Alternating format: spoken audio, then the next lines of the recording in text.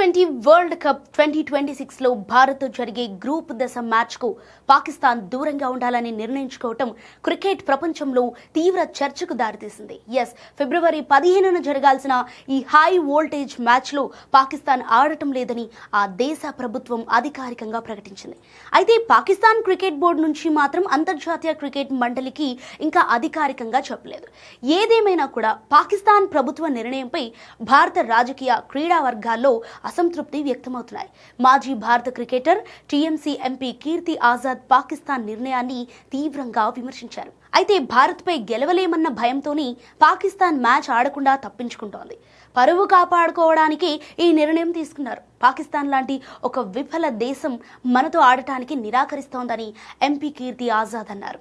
2025లో పెహల్గాంలో జరిగిన ఉగ్రదాడిలో 26 మంది ప్రాణాలు కోల్పోయిన నేపథ్యంలో భారత్ అప్పుడే ఛాంపియన్ ట్రోఫీ నుంచి తప్పుకొని ఉంటే అంతర్జాతీయంగా ఉగ్రవాదానికి వ్యతిరేకంగా బలమైన సందేశం వెళ్లేదని ఆయన అభిప్రాయపడ్డారు. అయితే పాకిస్తాన్ ప్రపంచంలోని అతిపెద్ద ఉగ్రవాద దేశమనే విషయం స్పష్టంగా తెలియజేయాల్సిందని కీర్తి ఆజాద్ అన్నారు. బీజేపీ ఎంపీ శశాంక్ మణి కూడా పాకిస్తాన్ వైఖరిపై ఘాటు వ్యాఖ్యలు చేశారు.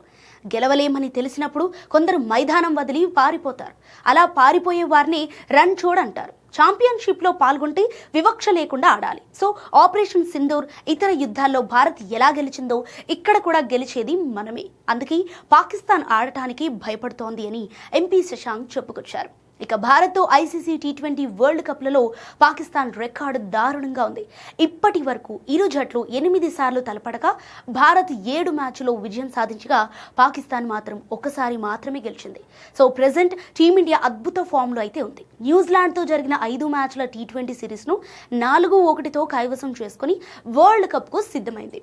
ఈ వరల్డ్ కప్ ఫిబ్రవరి 7 నుంచి మార్చి 8 వరకు జరగనుంది. So defending champion Bharat group ఏలో నమీబియా, నెదర్లాండ్స్, యుఎస్ఏ, పాకిస్తాన్లతో కలిసి ఉంది. సో భారత్ ఫిబ్రవరి 7న యుఎస్ఏతో తొలి మ్యాచ్, ఫిబ్రవరి 12న తదుపరి మ్యాచ్ ఆడనుంది.